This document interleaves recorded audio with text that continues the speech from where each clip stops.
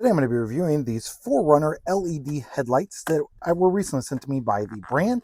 So I'm going to open these up, show you exactly what you're going to get inside. For some vehicles with functions of lighting fault detection, there may be problems such as dashboard error, light flickering, etc.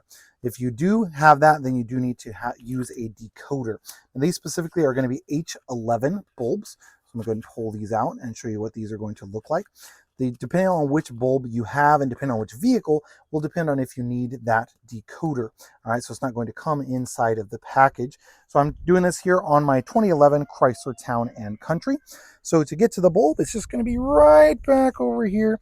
Not too terribly hard to get to. You just kind of have to reach your hand around. So I'm going to go ahead and pull that out. Now this specific vehicle is really easy to swap out. So it's quite simply just going to be two clips on the side, one there and one there. And then you're just going to swap it in with your LED, which just goes right down inside of there. Again, one clip there and one clip there. Now I do have the keys here in my pocket, so I'm just going to kind of flash the lights. And you can see that my LED is now on, just like this incandescent is now on. Now, obviously it's daylight hours, so it's going to be hard for you to see. What I'm going to do is I'm going to go ahead and put this bulb back into the spot where it goes. You just have to kind of finagle it back around into the hole there. And these are designed to be virtually a perfect match. The ring size is a match. This matches up exactly. The only difference is these LEDs are going to be a hair. And when I mean a hair, I mean just a little bit taller than the regular incandescent ones. Now I want to show you this again during the daylight, so I did get it put in to position so you can see what that one looks like with the white light versus this one with the yellow light.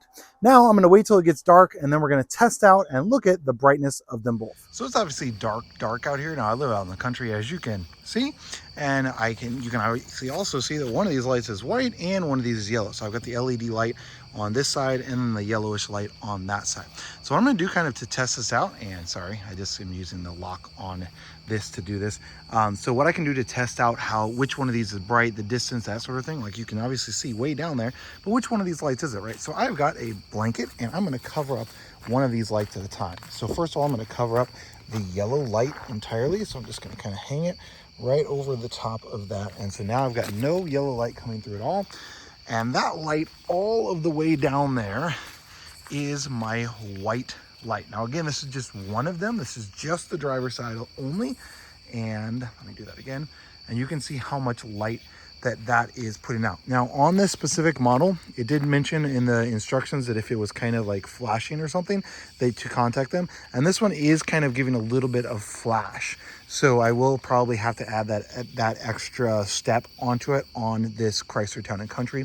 But you can see how much brighter that one is versus the other side. So let me go ahead and cover this one up. You can obviously see that this is the white one, and then this is the yellow one. So although you can definitely see with the yellow one, you can certainly see much further with the white one than you can with the yellow one. Now again, this is with only one white one and one yellow one. The width that it's fanning out looks to be about the same on this, and this is with my traditional headlamps. So I didn't swap out any of the spots that actually hold the lights, so the yellow one here and then the white one that's covered up. I didn't swap anything out besides just changing the bulb. So again, this is going to be the yellow one and that is going to be the white one. So I'm getting a lot more distance, a lot more light out of it. Now that is downhill. Let me do that again. That is going to be downhill, so it's giving an illusion that it's shooting way high, but this is a pretty steep hill going down that direction. So as you can see, the white one is putting out a lot more light. Now here's a downside that I see with this, right? So I've got some light coming over here, and then I've got a pretty big path where I don't have any light at all, and I assume that's because of the way that this light fixture is designed, because it's not designed specifically for LEDs.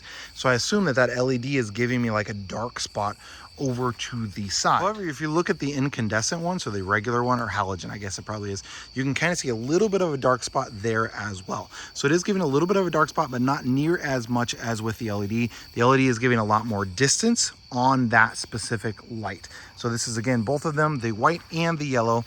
And as you can see, I still have that dark spot over there and this dark spot over here with the white, but the white is definitely casting a much longer and much brighter beam than the yellow is.